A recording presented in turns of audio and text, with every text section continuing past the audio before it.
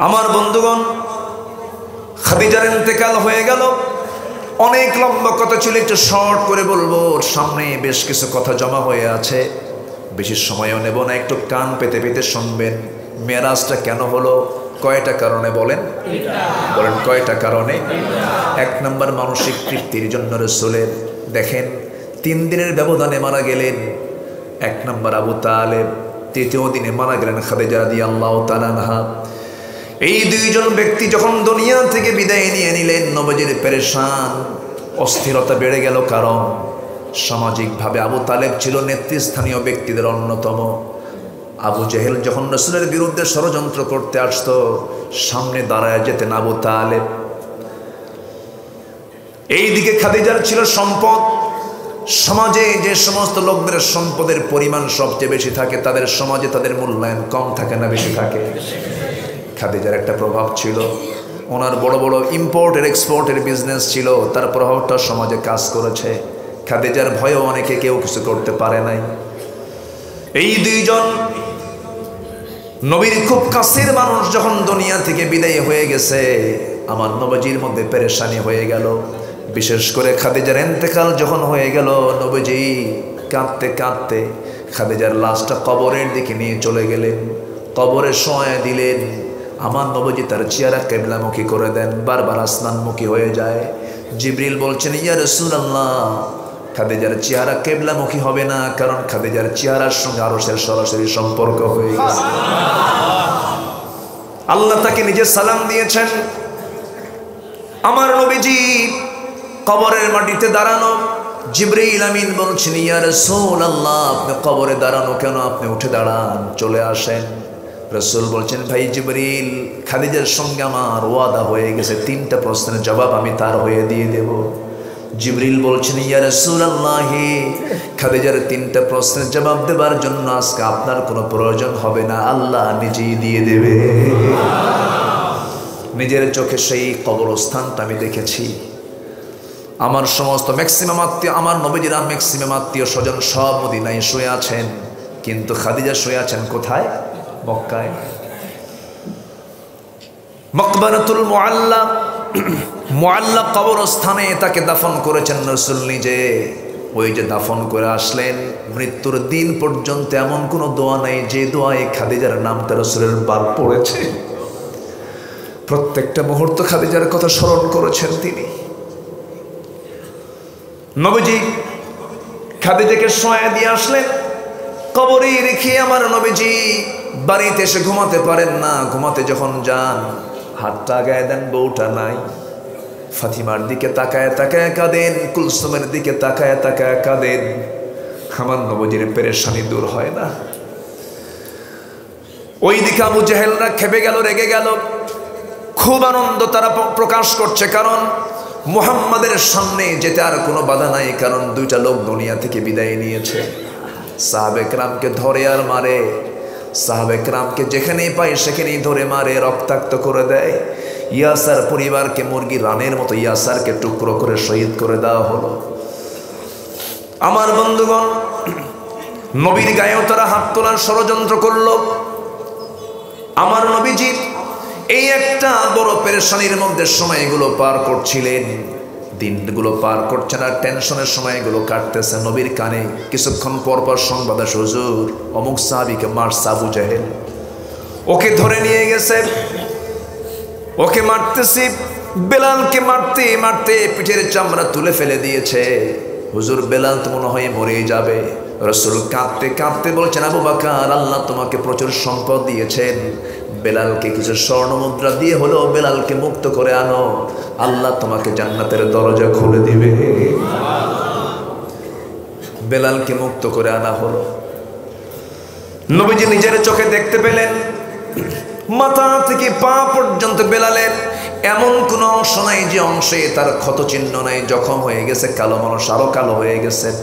রাসূল তাকে জড়িয়ে ধরে বলছেন, বেলাল রে, তো রক্ত জমিনে পড়েছে, এই জমিনেই দেখবি আল্লাহর দিন কায়েম হয়ে গেছে। দিন কায়েমের একটি অনন্য একটি মাধ্যম হলো দিন কায়েম সেখানে হবে যেখানে রক্ত ঝরবে। রক্ত ঝরলে ইতিহাস তৈরি হয়। আল্লাহু আকবার বলেন। রক্ত ঝরলে কি তৈরি হয়? ইতিহাস তৈরি হয়। এই দেশ কেমনি স্বাধীন হয়েছে? রক্ত দেওয়া লাগে নাই? আস্তে কয়, রক্ত দেওয়া লাগে নাই? জান দিতে হয়েছে, তো রক্ত দিতে হয়েছে, ইতিহাস পরিবর্তন হয়েছে, ইতিহাস তৈরি হয়েছে। একটা দেশকে স্বাধীনের জন্য যদি রক্ত দিতে হয়, জীবন দিতে হয়, দিন কায়েমের জন্য জীবন দেওয়ার তামান্না যার মধ্যে কাজ করে না, সেই বান্দার নয়, সে মুনাফিক। সে কি? তাহলে রাসূল মেরাজে গেছেন, উদ্দেশ্য কয়টা মনে আছে কি আপনাদের? তাহলে এখন রাসূলের জীবন থেকে কয়জন মানুষ নাই? তারা কি গুরুত্বপূর্ণ? গুরুত্বপূর্ণ কিনা? শুধু গুরুত্বপূর্ণ, খুব গুরুত্বপূর্ণ ব্যক্তি। দুইজনে চলে গেলেন, কিন্তু মানুষ তো চলেই যাবে, মানুষ তো মরেই যাবে, আমিও চলে যাব, আপনিও চলে যাবেন। নবীজি ওই দিকে পেরেশান হলেন না, নবীজি চিন্তায় পড়ে গেলেন। মক্কার চিত্র তো চেঞ্জ হয়ে গেছে, ওরা আমার দিকে ধেয়ে আসতেছে, আমার সাহাবীদেরকে মারতেছে, কি করা যায়? এমন সময় বহু চিন্তায় তিনি পড়লেন। ইতিহাসে আছে ওই বছরটাকে আমুল হুজুন বলা হয়, চিন্তার বছর বলা হয়। নবীজি চিন্তায় ঘুমাতে পারেন না, টেনশন কাজ করছে। আমার আল্লাহ বলছেন, জিবরিল আমার দোস্তের কাছে চলে যাও, আমার দোস্তের সমস্ত চিন্তা আমি আল্লাহ দূর করে দিতে চাই। আমার দোস্তের সমস্ত চিন্তা আমি দূর করে দিই, আমি তাকে আমার বাড়ির মেহমান বানায় নেব। আমি ফ্লাইট পাঠায় দিচ্ছি। কি পাঠায় দিচ্ছি? ফ্লাইট পাঠায় দিচ্ছি। সেই ফ্লাইটে চড়বে, আমার হাবিব আমার বাড়ির মেহমান হবে, আমি তাকে মেহমান বানায় আমার বাড়িতে নিয়ে আসবো। জোরে বলি আল্লাহ। এক নবী আল্লাহকে দেখতে চায়, আর আল্লাহ বলেন লান তারানি, আমাকে দেখতে পাবে না। সেটা কে বলেন তো? ওরে বাপরে বাপ, ঘুম নাই আপনাদের? না, মশানি তো আলাদা আওয়াজ শোনা, নামটা এত জোরে বললেন। এখন তো শ্রোতাও খুব সজাগ, শ্রোতারাও কম আওয়াজ জানে না। আলহামদুলিল্লাহ বলে। মুসা আল্লাহকে দেখতে চেয়েছিলেন, আল্লাহ আমি তোমাকে দেখবো। কেন? অডিও কল দেই। উনি তো মাঝে মাঝে কথা বলতেন আল্লাহর সঙ্গে, সরাসরি অডিও কলে কথা বলতেন। একদিন বলতেছে, আল্লাহ একটা ভিডিও কল দেই। কি কথা কি বুঝতেছে? অডিও কল মারলাম, আজকে একটু ভিডিও কল মারবো। আল্লাহ বলতেছে ওই অপশন নাই, ওটা বন্ধ।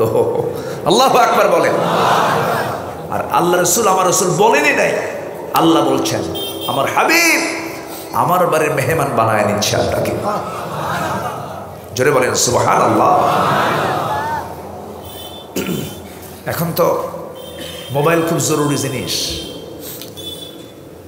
5-6 দিন আগে আমার মাহফিল ছিল, হলো চুয়াডাঙ্গা। মাহফিলে গেলাম, খেতে বসলাম, মাহফিল কমিটি খাওয়াচ্ছেন। হঠাৎ করে একজন বলতেছে, হুজুর আপনার বাড়ি কোথায়? তো বললাম আমার বাড়ি তো উত্তরবঙ্গের, জন্মস্থান বগুড়ায় বাড়ি। হুজুর আমার মেয়েকে আমি বিয়ে দিয়েছি ঠাকুরগাঁয়। বললো আমার বাড়ির ধারে না তো, ওটা ওটা আমার বাড়ি থেকে আরো 200 মাইল দূরে। সেই কোথায় ঠাকুরগাঁর, কোথায় বগুড়া? তো বললাম যে আপনি এত দূরে চুয়াডাঙ্গার মানুষ, আপনার মেয়েকে ঠাকুরগাঁ বিয়ে দিলেন, ঘটককে? হুজুর মোবাইল।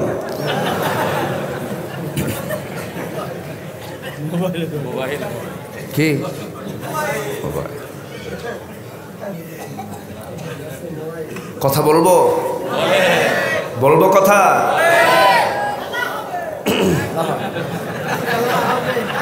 শিখেছে বাবু, একটু জিকির করি লা ইলাহা ইল্লাল্লাহ।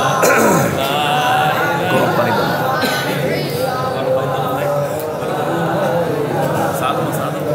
গরম পানি, গরম পানি। আরো জোরে লা ইলাহা,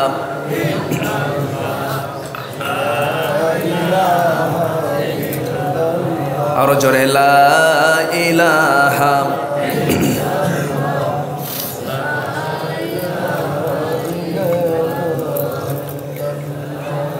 আরো জোরে লা ইলাহা,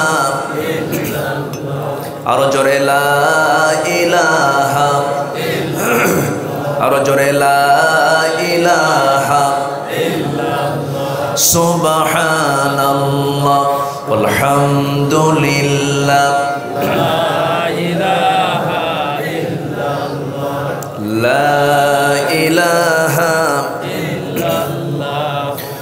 লা ইলাহা ইল্লাল্লাহু মুহাম্মাদুর রাসূলুল্লাহ সাল্লাল্লাহু আলাইহি ওয়াসাল্লাম। আরেকটা ছেলে গত বছর হবে, ওর হাত থেকে মোবাইলটা হেরে গেছে, বুঝলেন? তাই বললাম কি ব্যাপার, তোমার মোবাইল হেরে গেছে, মন খারাপ কেন? হুজুর, মোবাইলটা হেরে যাওয়াতে বিধবা হয়ে গেছে। কি হয়ে গেছে? বিধবা হয়ে গেছে। এত আসক্তি মোবাইলের উপরে, আজকের ছোট্ট ছোট্ট বাচ্চাদেরকেও মা খাওয়াতে পারে না, যদি বলে মা গেমসটা চালু করো তাহলে খাবো। আমি কি ভুল বলছি? কি সমস্যা? আচ্ছা, কি আওয়াজ শোনা যাচ্ছে না? যাচ্ছে তো, আলহামদুলিল্লাহ বলেন। মাইক হলে ভালো তো, মাইক হলে ভালো তো, আলহামদুলিল্লাহ। কিন্তু মুখে দাড়ি নাই। যদি ওয়াজে যদি হেদায়েত হতো, বুঝলেন, তাহলে এই দেশের মাইকলার কি সবচেয়ে বড় পীর সাহেব হতো না? বলেন, সবচেয়ে বেশি ওয়াজ শোনে কারা?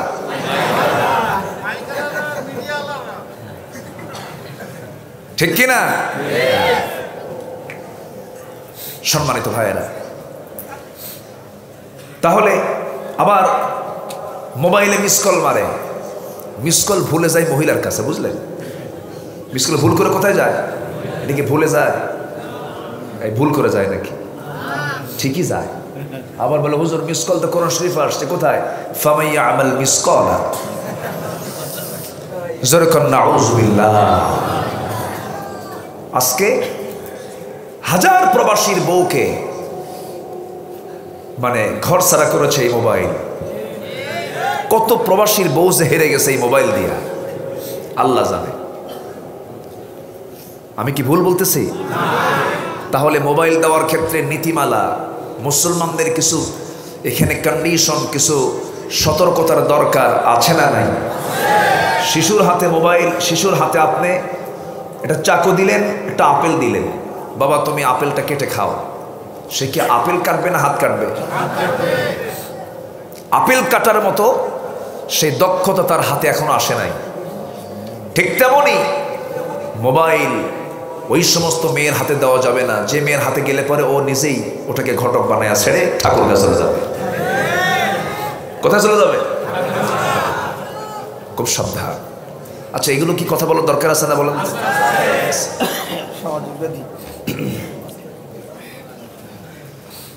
আমার বন্ধুগণ, মুসা আলাইহিস সালাম আল্লাহকে দেখতে চান। আল্লাহ বললেন মুসা ভিডিও কল হবে না, ভিডিও কলটা দিয়ে তোমার কোনো লাভ হবে না, ভিডিও কল অপশনটাই বন্ধ রেখে দেওয়া আছে। আল্লাহ আমি তোমাকে দেখবো, এই যদি দেখতেই চাও তুর পাহাড়ে আসো। তুর পাহাড়ে গেলেন, আল্লাহ তাআলাকে দেখতে নিয়ে মুসা অসুস্থ হয়ে গেলেন, সেন্সলেস হয়ে পড়লেন, পারলেন না। কিন্তু আল্লাহ তাআলা তার হাবিবকে ইসরা করাচ্ছেন, মেরাজ করাচ্ছেন। আল্লাহ রাব্বুল আলামিন সুন্দর করে বলছেন সুবহানাল্লাযী আসরা বিআবদিহি লাইলাম মিনাল মাসজিদিল হারামি ইলাল মাসজিদিল আকসা الذي باركنا حوله لنريه من آياتنا إنه هو السميع البصير জোরে বলুন আল্লাহু আকবার। আমার রাসূলকে আল্লাহ তাআলা ইসরা করেন, রাত্রি। ইসরা মানে হলো রাত্রি ভ্রমণ। মক্কা থেকে এই বাইতুল মুকাদ্দাস, মসজিদ হারাম থেকে মসজিদ আকসা কয়েকশো মাইল না হাজার মাইল অতিক্রম করে আমার নবীজি কোন যুগে আসলেন? যে যুগে বিমান ছিল না। সেই সময় একমাত্র বাহন ছিল হলো কি? ঘোড়া, উট, এরপরে গাধা, খচ্চর, এইগুলো ছিল একমাত্র বাহন। সেই যুগে আমার নবীজি মক্কা থেকে তিনি চলে আসলেন বাইতুল মুকাদ্দাস। আসার সঙ্গে সঙ্গে আল্লাহ তাআলা একটা বিশাল সম্মেলনের ডাক দিলেন। সকল পয়গম্বরকে মসজিদে হাজির করলেন। সুবহানাল্লাহ বলবেন। যত পয়গম্বর পৃথিবীতে আল্লাহ তাআলা পাঠিয়েছেন সকল পয়গম্বরকে আল্লাহ তাআলা মসজিদ আকসায় হাজির করলেন। হাজির করা হলো, এখন নামাজ পড়া হবে। নামাজ পড়াবেন কে? এই নিয়ে জল্পনা কল্পনা চলছে। এমন সময় জিবরিল আমিন আলাইহিস সালাতু ওয়াস সালাম রাসূলকে আস্তে করে হাত দিয়ে ধরে ইমামের মুসল্লায় তাকে দাঁড় করায় দিলেন। নবীর সম্মান কত! নামাজ পড়লেন, সকল পয়গম্বরদের সঙ্গে দেখা হলো, কিন্তু সবার চেহারা, সবার সঙ্গে কথা বলে এগুলো মনে ছিল না রাসূলের সব কিছু, কিন্তু একজনের নাম মনে ছিল বেশি। কে? মুসা। বলেন কার নাম? বলেন কে? এই যে বলছে, একজন সঠিক উত্তর দিয়েছে, তার নামটা মনে ছিল বেশি, কারণ তার সঙ্গে কথা হয়েছে কম না বেশি? কম না বেশি? বেশি। আমার নবীজি ওই জায়গা থেকে তাকে সালাম দেওয়া হলো। স্পেশাল ফ্লাইটে তিনি চললেন, মনের গতিতে তিনি আরশ আজিম পর্যন্ত চলে গেলেন। দিদার হলো, জান্নাত দেখলেন, জাহান্নাম দেখলেন, সব কিছু তিনি অবলোকন করলেন, সব কিছু অভিজ্ঞতা নিয়ে আসলেন। আমার আল্লাহর পরিচয় হলো, সবাই বলুন আলহামদুলিল্লাহি রাব্বিল আলামিন। আর আমার নবীর পরিচয় হলো ওয়ামা আরসালনাকা ইল্লা রাহমাতাল লিল আলামিন। আমার আল্লাহ হলেন 7 আকাশের মালিক, 7 জমিনের মালিক, 7 আবহর 7 সমুদ্রের মালিক। আল্লাহ তাআলা তার রাসূলকে করেছেন সকল জগতের জন্য রহমত করে, আল্লাহ তাআলা তাকে পাঠিয়ে দিয়েছেন। ধরুন এই শাসনের যিনি এমপি, উনি যদি বলেন আমি পুটখালি চিনি না, এটা কি তার যোগ্যতার কথা হবে নাকি? যোগ্যতার কথা হবে না। যিনি এমপি হবেন এলাকার, তাকে পুটখালি চিনতে হবে, তাকে এইরকম করে নাফারন চিনতে হবে, সুবর্ণখালী চিনতে হবে, বাগাচাড়া চিনতে হবে, বাঁকড়া চিনতে হবে, এই এলাকাগুলো তাকে চিনতে হবে। তার নির্বাচনী আসনকে না চিনলে পরে তার যোগ্যতার অভাব আছে না নাই? বলেন আছে। আমার নবীকে আল্লাহ তাআলা গোটা বিশ্ব জগতের জন্য রহমত করেছেন, এই জন্য তার গোটা বিশ্ব জগৎ দেখার দরকার আছে না নাই? আছে না নাই? তিনি সব দেখলেন। প্রত্যেকটা আসমানের নবীদের সঙ্গে তার কথা হলো, দেখা হলো, সাক্ষাৎ হলো। সব সাক্ষাৎ শেষ করে জান্নাত জাহান্নামগুলো দেখলেন। এই দীর্ঘ সময় যে পাড়ি দিলেন তিনি, দুনিয়াতে নামলেন, সব হয়েছে এক রাতের মধ্যেই। কি কয় রাতের মধ্যে? এক রাতের মধ্যে। কেউ কেউ বলেছেন সময় চলে গেছে মাত্র 29 সেকেন্ড। যেরকম সুবহানাল্লাহ। আল্লাহ কি পারেন না? আসতে বলবেন না, পারেন না? এই যুবকরা, ল্যাপটপ যখন চালায় কেউ, ল্যাপটপে একটা প্রোগ্রাম তুমি দেখতেছো, সেই প্রোগ্রামটাকে তুমি এখন দেখবে না, পরে দেখবে, ওটাকে পুশ করা যায় না? পুশ করে ওটা রেখে দিয়ে অন্য প্রোগ্রামে গিয়ে আবার এখানে পুশটা আবার অন করে দেখা যায়, ঠিক কিনা? আল্লাহ তাআলা তার রাসূলকে তার মেহমান করে নিয়ে আসার জন্য তিনি সমস্ত গতিকে থামিয়ে দিলেন। যেরকম সুবহানাল্লাহ। সব গতিকে থামিয়ে দিয়ে আল্লাহ তাআলা তাকে মেরাজ করালেন, ইসরা করালেন। তিনি সব দেখলেন, সব কিছু অবলোকন করলেন। এক নাম্বার হলো মানসিক তৃপ্তি তার মধ্যে চলে এলো। আল্লাহ তাআলা তাকে মানসিক তৃপ্তিটা দিয়ে দিলেন। কেউ কেউ বলেছেন তার যে সময়টা ওই সময় গিয়েছে 27 বছর, দুনিয়ার হলো 63 বছর, কত হলো? 90 বছর। এই যে তার বিশাল সময়টা চলে গেল, আর শাজিমের মেহমান তিনি হয়ে গেলেন। সব কিছু দেখা শেষ হয়ে গেল। কোন কোন জাহান্নামী কোন কোন আমলে জাহান্নাম কাটতেছে তাদের কথাগুলো তিনি জানলেন, দেখলেন, শুনলেন। এরপরে সেই জায়গা থেকে যখন তিনি নেমে আসবেন, আল্লাহ তাআলা তার রাসূলকে ডাক দিয়ে বলছেন, আমার হাবিব, আপনার উম্মতের জন্য আমি কিছু গিফট দিতে চাই। আপনার উম্মতরা যদি 50 ওয়াক্ত নামাজ পড়তে পারে, আমি তাদেরকে জান্নাত দিয়ে দেব। কয় ওয়াক্ত নামাজ? কারণ কয় ওয়াক্ত নামাজ? 50 ওয়াক্ত নামাজ।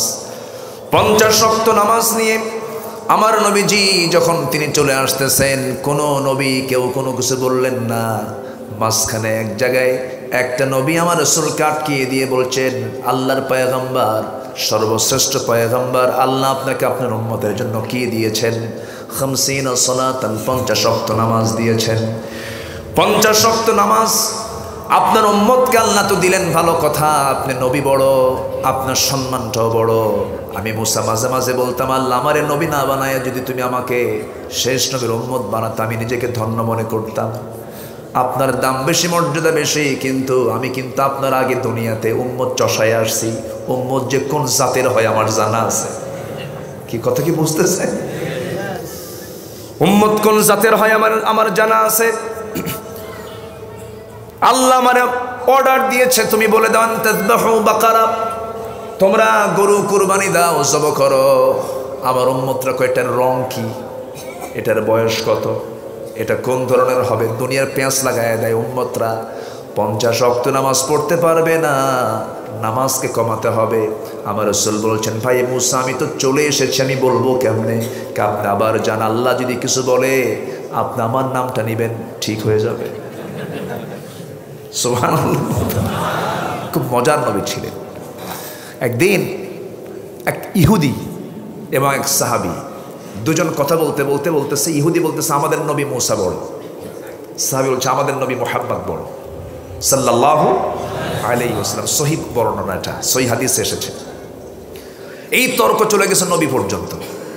রাসূল দুজনকে ডাকলেন, ডেকে বলতেছেন, সাহাবী আমার তুমি কি বললা? বড়। রাসূল এবার বলছেন, দেখেন একজন রাসূল আরেকজন রাসূলকে কি দাম দেয়। তিনি বলতেছেন, শোনো, আমার ভাই মুসাকে খাটো করো কেন? হাসরের ময়দানে কিয়ামতের দিন মানুষ অচেতন হয়ে যাবে, প্রথম হুঁশ ফিরবে হলো আমার। আমি রাসূল, আমার হুঁশটা প্রথম ফিরবে। আমার হুঁশ ফেরার পর আমি দেখব আমার ভাই মুসা আর শাজিম ধরে আছে। মানে কি রাসূল কি বুঝালেন? আমার ভাই মুসা কিন্তু কোনো অংশ ছোট না। তাহলে একজন রাসূল আরেকজন রাসূলকে দাম দেয়। আজকের সমাজেও একজন আলেমকে আরেকজন আলেমের দাম দেওয়ার দরকার আছে না নাই? দাম দেয়। কোনি কেমন আলেম, কত সাদর, কি বানাইছে, আছে না নাই? শোনেন, আগে তো আমরা তো সচরাচর কোনো সমস্যা হলে হুজুরদের কাছে যাই, হুজুর একটু দোয়া করেন। এখন আমার কথা কি জানেন, উল্টা দোয়া আপনারাই করেন, আমরা যেন ভালো হই। 6 মাস আগে আমি চিটাগাং যাবো, একটা মাহফিল আছে। আমি এয়ারপোর্টে আমি বোর্ডিং পাস নিয়ে আমি বিমানে উঠবো, কিন্তু ভিতরে গিয়ে বসার জায়গা পাচ্ছি না। এখন তো সব জায়গায় পুরুষের আনাগোনা বেশি না মেয়েদের আনাগোনা বেশি? মেয়েদের। কিন্তু মেয়েরা থাকুক, সমস্যা নাই, তারা মার্কেটে যাবে, ঘোরাফেরা করবে, স্বামীকে নিয়ে সাথে যাবে, নিজের ভাইকে নিয়ে যাবে, সমস্যা নাই। কিন্তু পোশাকের কোনো সাইজ বাইজ আছে? দিন যাচ্ছে, কাপড় কি কমতেছে না বাড়তেছে? অভাবের কারণে। অভাবে না, অভাবে না স্বভাবে?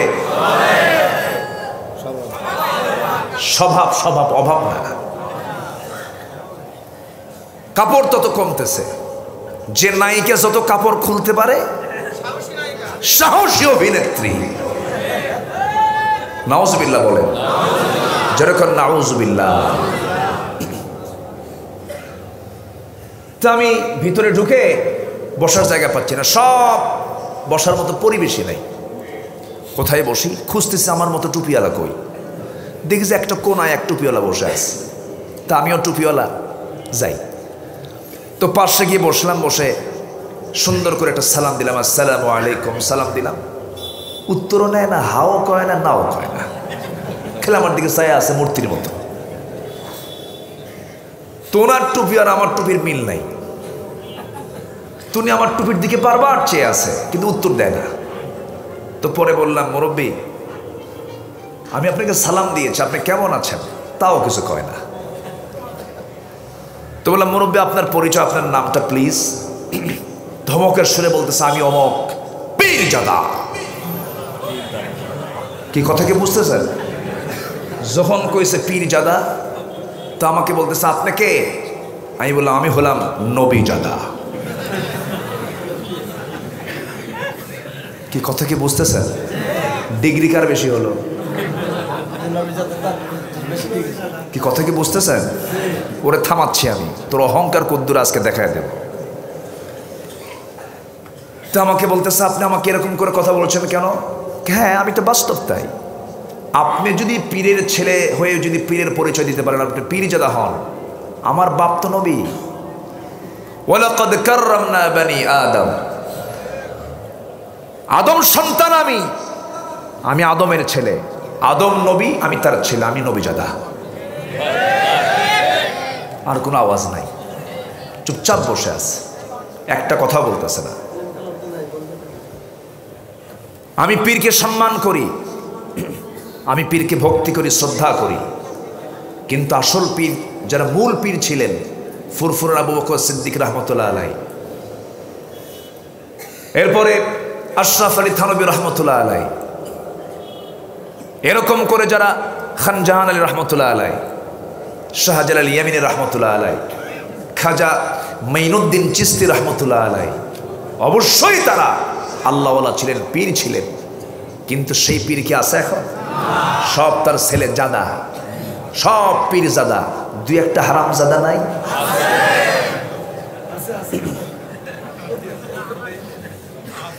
আসতে কোন কেন আছে না? নাই, নামাজও পড়ে না, ওগুলো নামাজও পড়ে না তো। হু খাজা, খাজার নাম ঠিকই নাই।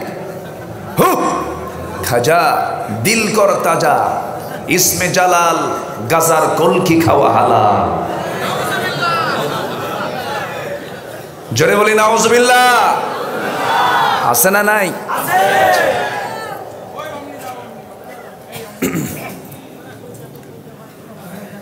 না রাত হয়েছে মনে হয় না? যে মুরব্বী যান কেন? মুরব্বী চলে যাচ্ছেন, আবার আসবেন? আপনাদের ভাষা তো খুব সুন্দর ভাষা, খুব ভালো। আমি যশোর নিয়ে খুব প্রশংসা করি, আলহামদুলিল্লাহ বলেন। এই এলাকার ভাষার সাথে পৃথিবীর কেউ পারবে না, আলহামদুলিল্লাহ। আমিও ফেল, আমিও পারবো না, কারণ আপনারা একদম বাই বর্ণ সুন্দর ভাষায় কথা বলেন, জন্ম থেকেই ভালো আপনারা। আর আমাদের চেষ্টা করে ভালো হতে হয়েছে, চেষ্টা করা লাগছে, আমাদের চেষ্টা লাগিয়ে নাই, এমনি হয়ে গেছে, বলি আলহামদুলিল্লাহ। নোয়াখালীর ভাষা আরো ভালো। হ্যাঁ এই যে পানি হয় না আনি, আল্লাহ পাক হয় না আল্লাহ ফাক।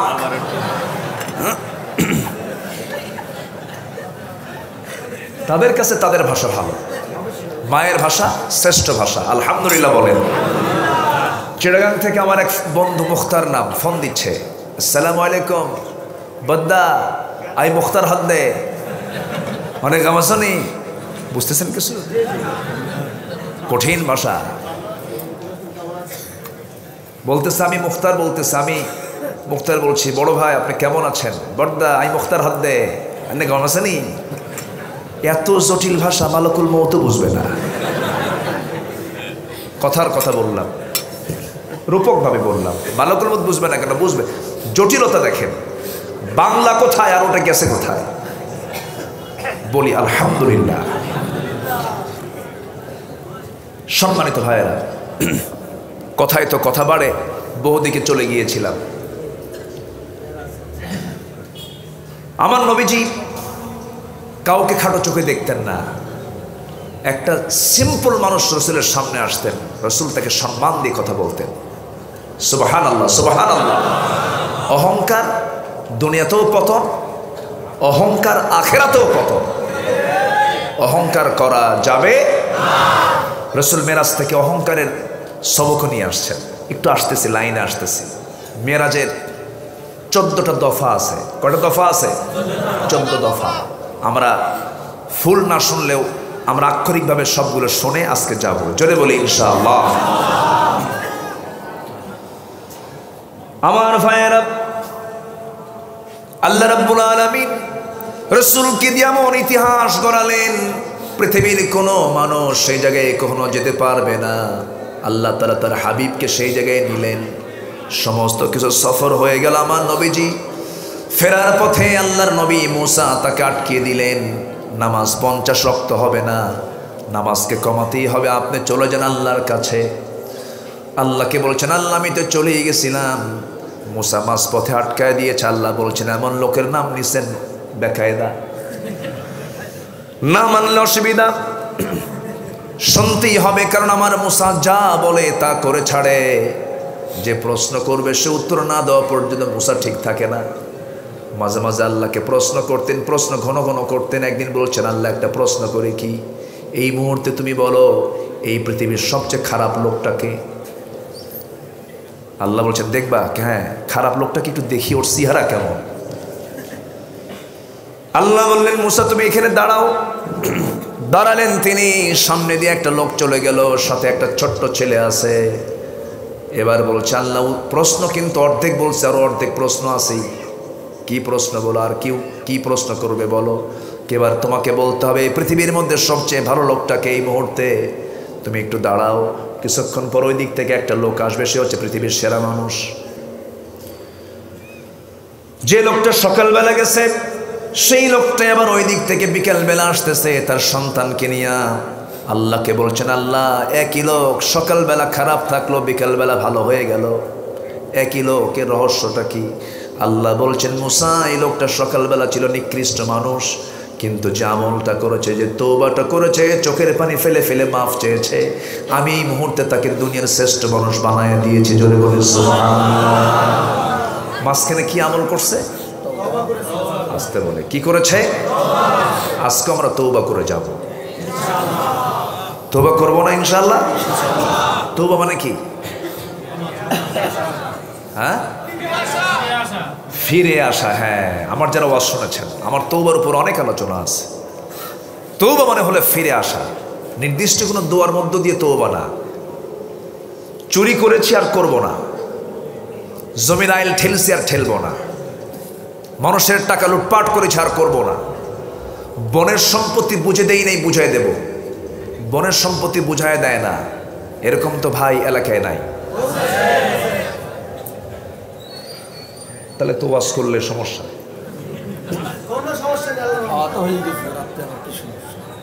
বলবো তবে আমার মায়েরা খুব খুশি হবে, ওজোর ভালো কিছু বলে দেন। আমার ভাইয়েরা কিন্তু ওখানে বসে আছে, মাদের পক্ষে একটু ওয়াজ যাবেই।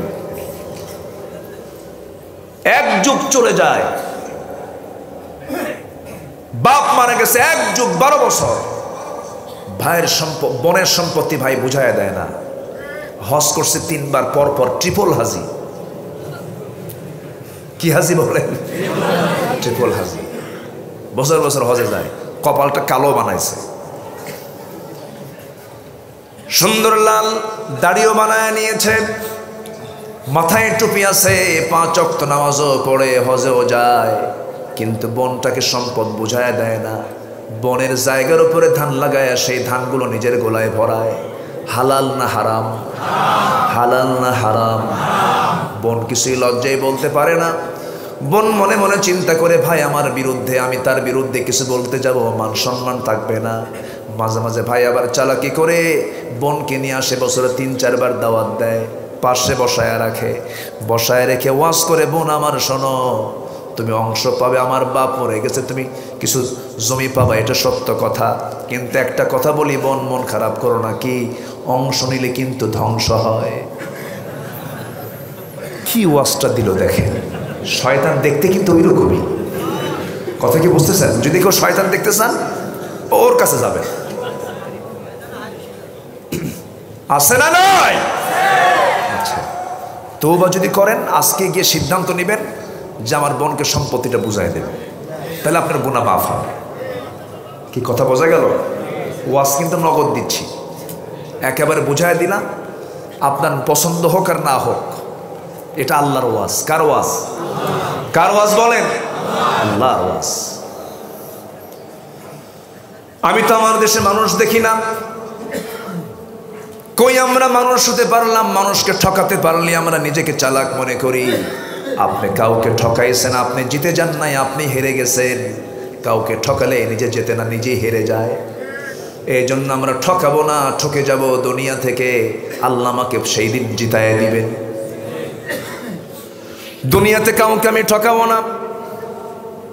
আমি তো আমার দেশে মানুষ খুব কম দেখি। আমার কাছে একটা মাঝে মাঝে প্রশ্ন জাগে, আপনারাই বলুন তো, আমার দেশে মানুষ বেশি না চোর বেশি? বলেন, ভালো করে বলেন। চোরই তো বেশি, মানুষ কোথায়? তাই না? যদি প্রশ্ন করি, আমার দেশে নামাজি বেশি না বেনামাজি বেশি? যে নামাজ পড়ে না সেটা কি ছোটখাটো চোর? আসতে কয়, ছোটখাটো চোর না বড় চোর? বড় চোর। সেই বড় চোর আপনার ছেলে মেয়েগুলো বাড়িতে থাকে, আপনার অধীনে থেকে খাওয়া দাওয়া করে, নামাজ পড়ে না, ফজরের সময় নাক ডেকে ঘুমায়। ও চোরে ভাত দেন কেন?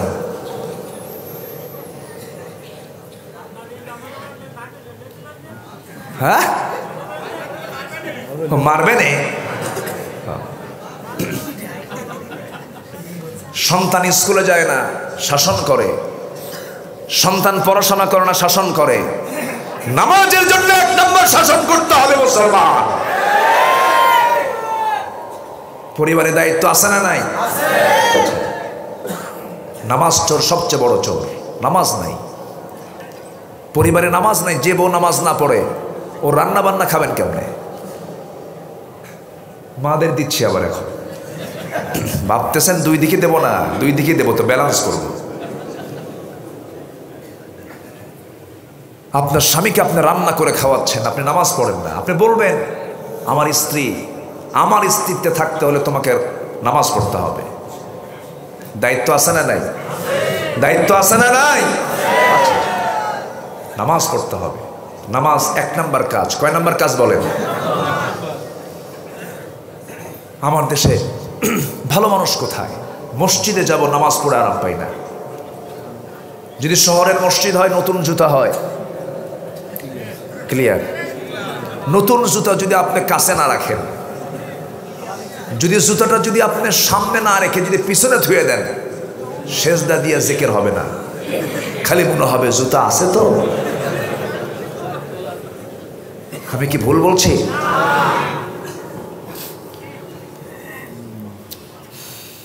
আমরা কোথায়? মসজিদে গ্যারান্টি নাই, একটা জুতার গ্যারান্টি নাই। সাইকেল নিয়ে গেছেন বাজারে, শুধু এইদিকে তাকাইছেন, এদিকে সাইকেল নাই। গত বছর মাহফিল ছিল পতেঙ্গায়, আলোচনা করে মোনাজাত করে নামলাম, হাজার হাজার মানুষ। নামার সময় দেখি আমার জুতা জোড়া নাই। এমন ওয়াজ শোনা শুনছে, আমার জুতা মোহাব্বতই নিয়ে চলে গেছে। তাহলে বলেন, আমরা কি মানুষ হতে পেরেছি? আচ্ছা, আরেকটা প্রশ্ন করি, আমার দেশে নেতা বেশি না কর্মী বেশি? বলেন তো, বলেন, নেতা বেশি না কর্মী বেশি? তাহলে সব নেতা কি কোনোদিন মাঠে থাকে না মঞ্চে থাকে? নেতারা কোথায় থাকে? সব নেতাই যদি হয় কর্মী, তো সব নেতা মঞ্চে ভাববেই তো, ঠিক কিনা? সম্মানিত ভাইয়েরা, আমরা বেশি নেতা দেখতে চাই না, আমরা নেতা দেখতে চাই একজন, তিনি হচ্ছেন মুহাম্মদ সাল্লাল্লাহু আলাইহি ওয়াসাল্লাম। আমাদের নেতা কয়জন? কয়জন? আমাদের রব কয়জন? আমাদের কোরআন কয়টা? আমাদের কিতাব এক, নেতা এক। এই তিনটার ভিতরে যদি আমাদের দিনের নাম ইসলাম, দলের নাম ইসলাম, রবের নাম আল্লাহ, নেতার নাম রাসূল, এই তিনটার মধ্যেই যারা ষড়যন্ত্র করবে, আমরা তাদের জিহ্বা টেনে ছিঁড়ব। মুসলমান রাজি আছেন? কারা কারা হাত উঁচু করে দেখা।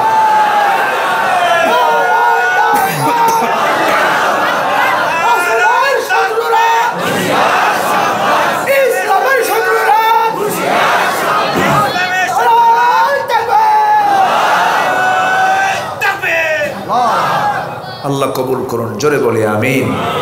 জিকির করি লা ইলাহা,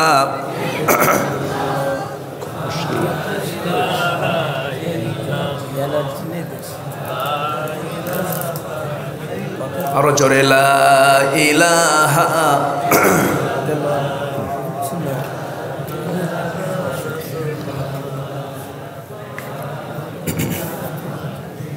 আরো জোরে লা ইলাহা ইল্লাল্লাহ সুবহানাল্লাহ ওয়ালহামদুলিল্লাহ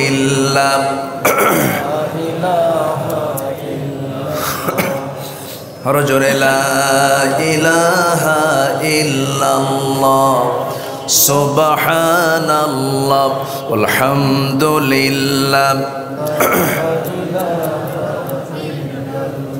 আরো জোরে লা ইলাহা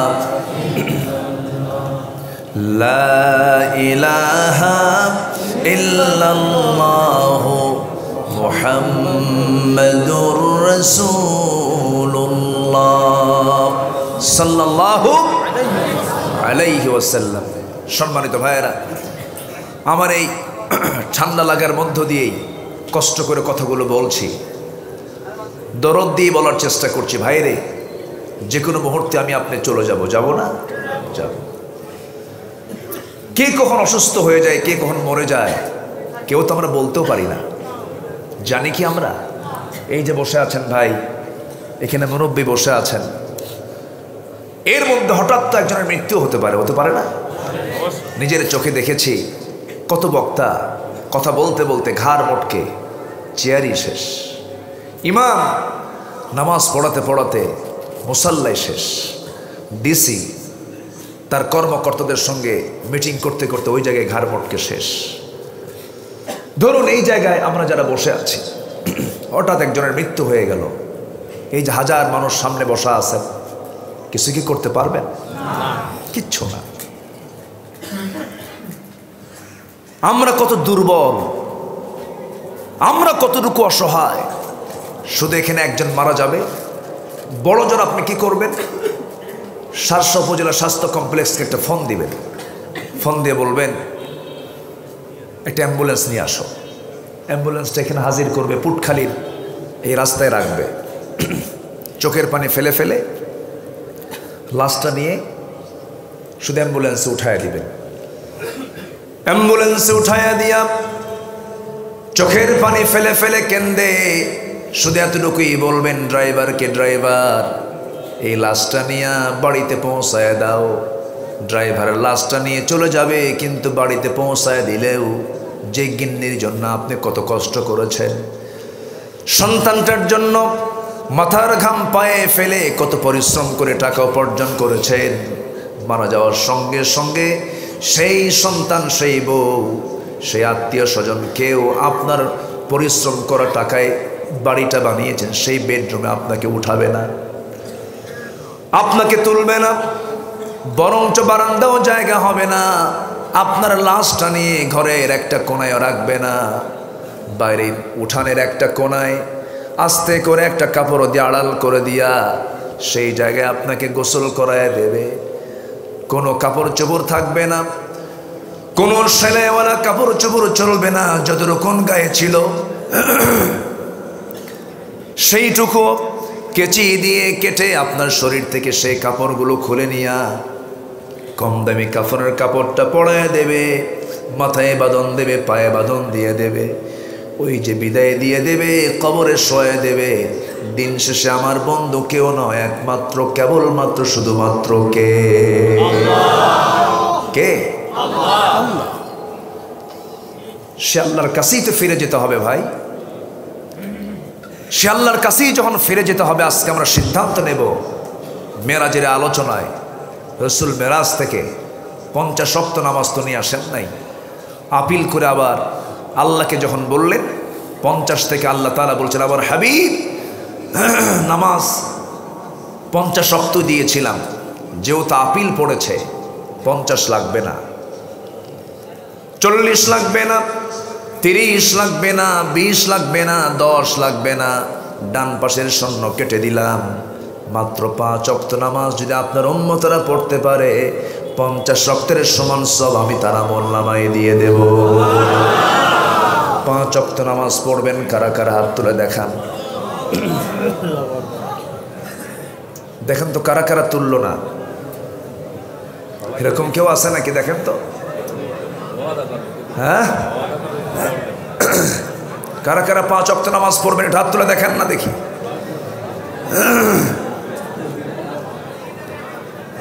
আশেপাশে একটু তাকায় দেখেন, জোরে বলি আল্লাহ, আরো জোরে আল্লাহ।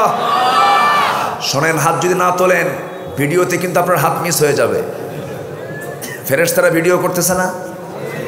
জোরে বলি ইয়া আল্লাহ, আমাদেরকে 5 ওয়াক্ত সালাত আদায় করার তৌফিক তুমি আল্লাহ দিয়ে দাও। জোরে বলি আমিন, আরো জোরে আমিন।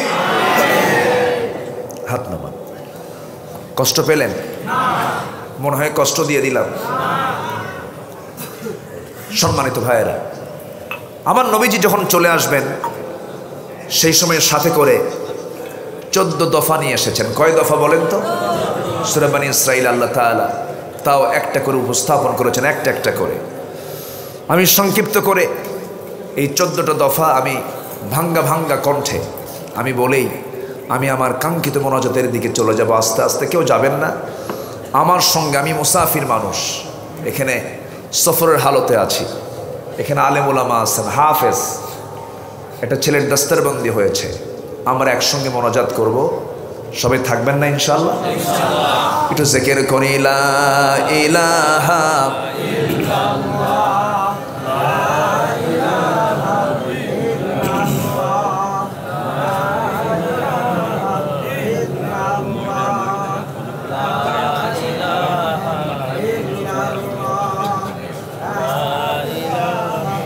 আরো জোরে লা ইলাহা ইল্লাল্লাহ, আরো জোরে লা ইলাহা সুবহানাল্লাহ ওয়ালহামদুলিল্লাহ, আরো জোরে লা ইলাহা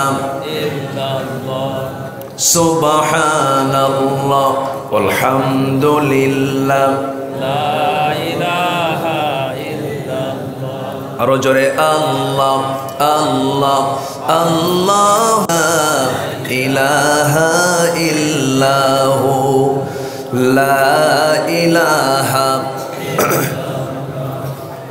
লা ইলাহা লা ইলাহা ইল্লাল্লাহু মুহাম্মাদুর রাসূলুল্লাহ সাল্লাল্লাহু আলাইহি ওয়াসাল্লাম। তাহলে আমরা নামাজের সিদ্ধান্ত কিন্তু নিয়েছি আজকে। নামাজ আমরা আজকের থেকে আর কেউ ছেড়ে দেব না। বাড়িতে মা বোন আছে না নাই? মা বোনদের জন্য পর্দা করা কি? আসতে বলবেন না, পর্দা করা কি সুন্নত ইবাদত না ফরজ ইবাদত? কিন্তু বোরকার বিরুদ্ধেও কথা বলার মতো লোক আছে না নাই? যারা বোরকার বিরুদ্ধে কথা বলে তারা কি সত্যিকারের মুসলমান হতে পারে? হতে পারে না। বোরকার বিরুদ্ধে তারাই কথা বলে যারা মেয়েদের ইজ্জত নিয়ে যারা সিনেমিনে খেলে। আমার মাকে আমরা কি উলঙ্গ রাখবো না ঢেকে রাখবো? উলঙ্গ রাখবো না ঢেকে রাখবো? আমার মাকে ঢেকে রাখার দায়িত্ব আমার। এই জন্য আমি একটা ফর্মুলা দিচ্ছি, আমার মা আপনিও শুনবেন। 14 জন পুরুষের সাথে যদি আপনি 14 জন পুরুষ, এমন পুরুষ যাদের সঙ্গে আপনি দেখা করতে পারবেন, কারণ তাদের সঙ্গে আপনার বিয়েটা হারাম। বিয়েটা কি হারাম।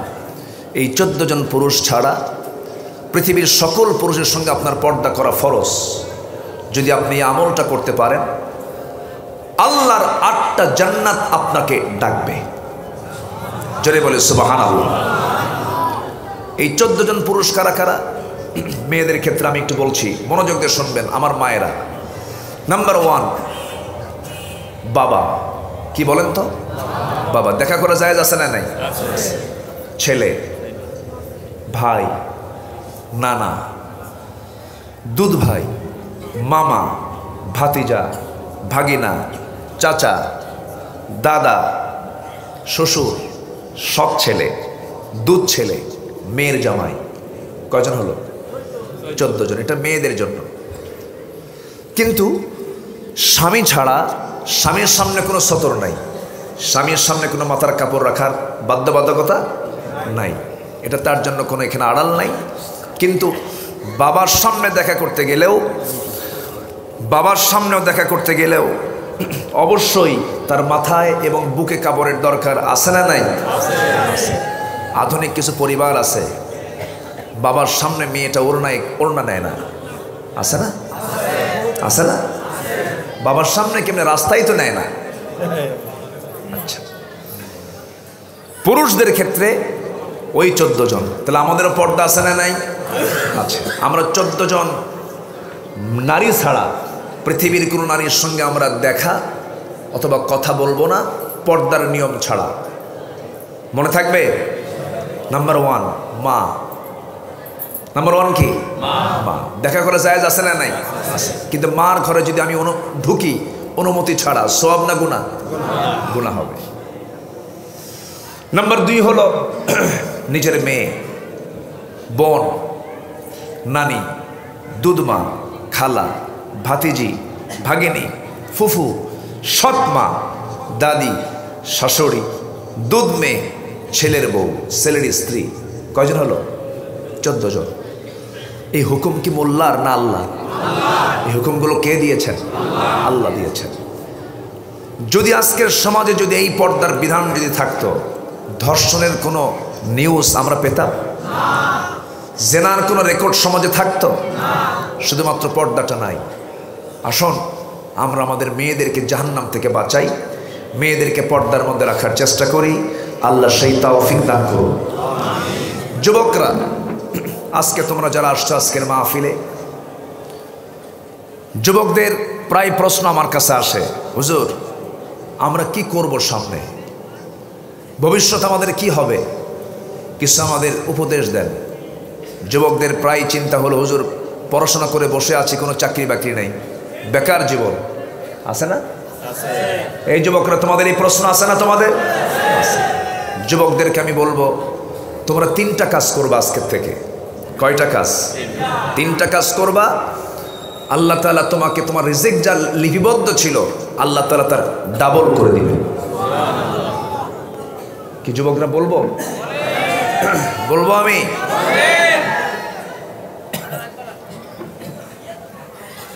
হ্যাঁ,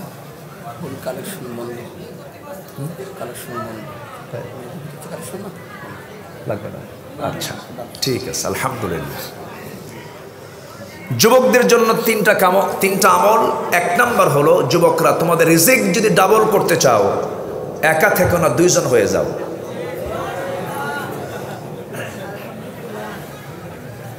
কেউ খুশি হয় না। একা থেকো না, কয়জন হও? 2 জন। কেমনে হবা? 14 ফেব্রুয়ারি বিয়ের হুকুম কে দিয়েছেন? কে দিয়েছেন?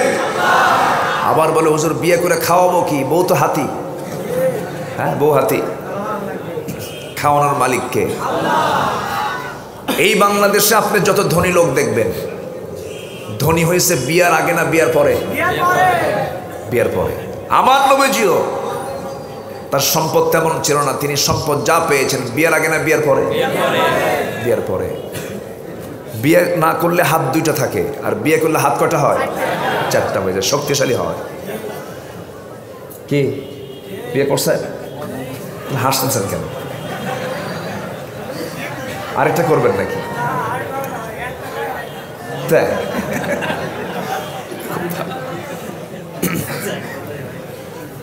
খুব ভালো আপনারা। তাহলে 1 নাম্বার কি করা? বলো কি করা?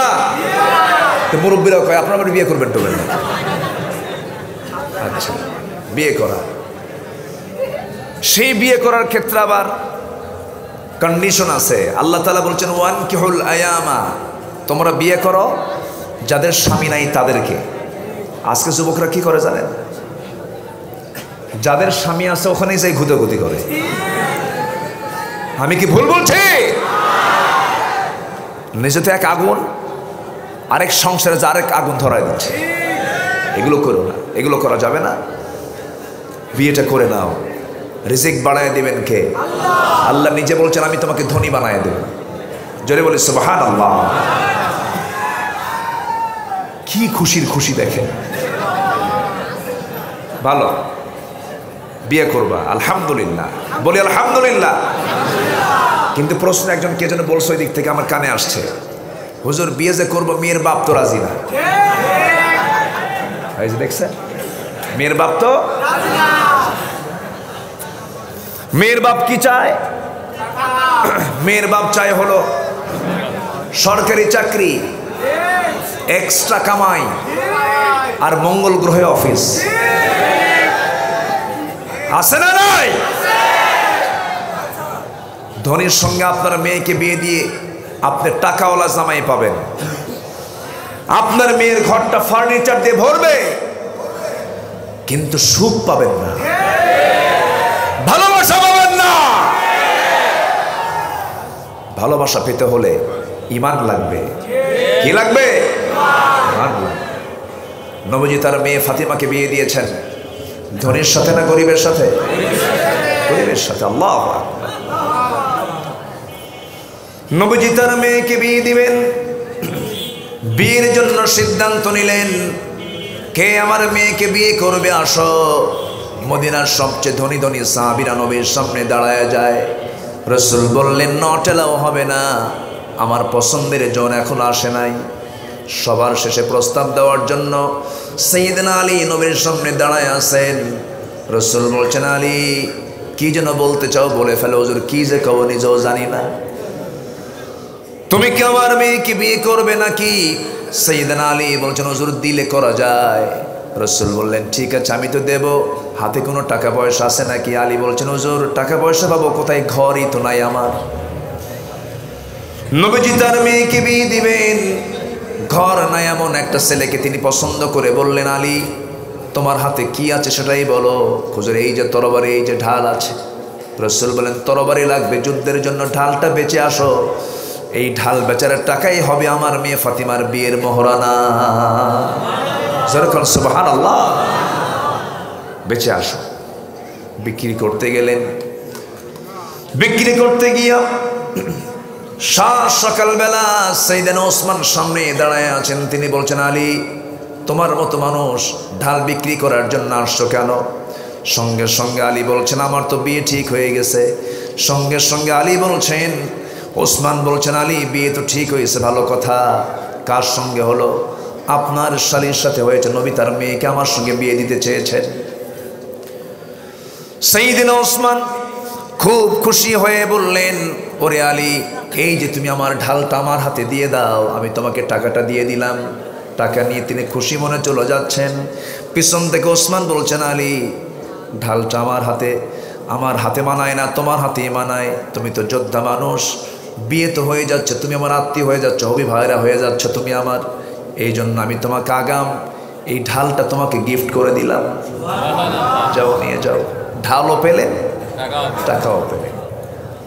নবীর সামনে গিয়ে আজি রাসূল বলছেন আলী ঢাল মনে হয় বিক্রি হয় নাই। হুজুর ঢাল বিক্রি হয়ে গেছে, এই যে টাকা। ঢাল হাতে কেন? হুজুর ঢালও পাইছি টাকাও পাইছি, আমাকে একজন গিফট করছে। কে? আপনার বড় মেয়ে জামাই ওসমান। রাসূল বলেন লোক আর খুঁজে পাওয়া নাই। সুবহানাল্লাহ বলবেন না? কি সুন্দর রাসূল একটা পরিবেশ তৈরি করেছেন। আজকে বিয়েটা কত কঠিন হয়ে গেছে দেখেন। বিয়েটা আজকে জটিল হওয়ার কারণে যুবকরা আজকে তার চরিত্র হারাচ্ছে, ঠিক কিনা? চরিত্র হারাচ্ছে। রাসূল মেয়েটাকে বিয়ে দিলেন। বিয়ের সময় আমার নবীজি কেঁদে ফেললেন। কেঁদে ফেলে বলছেন ফাতিমা তোমার জন্য একটা পান পাত্র দিলাম, তোষক দিলাম, পানির মশক দিলাম, একটা পিসদানি দিলাম, যাও সংসার করে খাও। মৃত্যুর দিন পর্যন্ত স্বামীর বিরুদ্ধে যেন একটা নালিশ আমার কানে না আসে। আল্লাহু আকবার। আর এখনকার মেয়ের বাপ কি করে?